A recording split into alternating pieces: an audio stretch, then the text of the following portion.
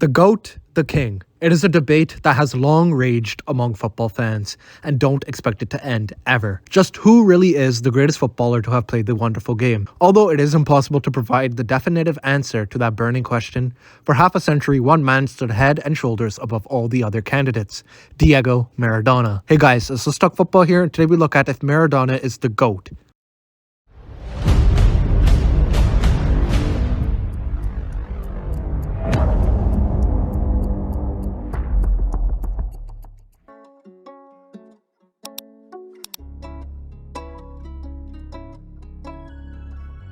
Diego Maradona is widely considered to be the best football player of all time by many experts, critics, players, and fans. Named joint FIFA Player of the 20th Century with Pelé, Maradona played for 6 different teams throughout his career, ending with the Buenos Aires team, Boca Juniors, from 1995 to 1998. However, much of his fame derives from his achievements.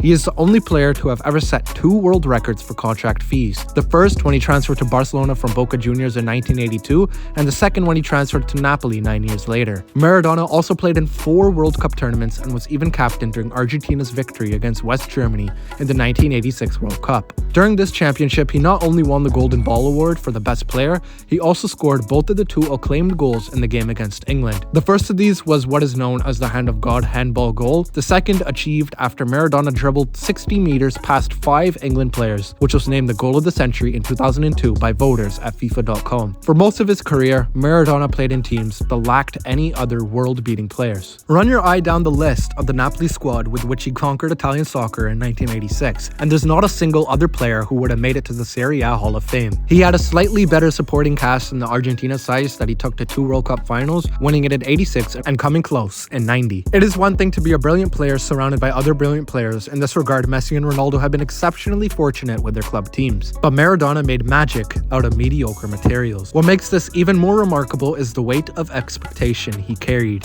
When he signed for Napoli in 1984, the club had never won the Italian league, yet its fans immediately began to dream of championship glory. He elevated the team to the most successful era in its history, in a period when north-south tensions in Italy were at breaking points due to the economic differences. Under his leadership, they won the first ever Serie A Italian championship in 1986, and just like that, his DNA was ingrained in the history of the city. The next campaign, Maradona formed a blistering trio with strikers Bruno Giordano and Carissa, duly named Magica, and they steered Napoli to a second league title in 1989 to send the city into an unprecedented euphoria. But having risen to become arguably the most famous sportsman on the planet, Maradona's life quickly became embroiled in controversy. His appetite to party became prominent whilst playing for Barcelona in the 1980s, and to the dismay of the sporting world, his career trajectory took a downward spiral when he tested positive for cocaine in 1991 and received a 15-month suspension. 3 years later, there was more trouble and another suspension when he tested positive for ephedrine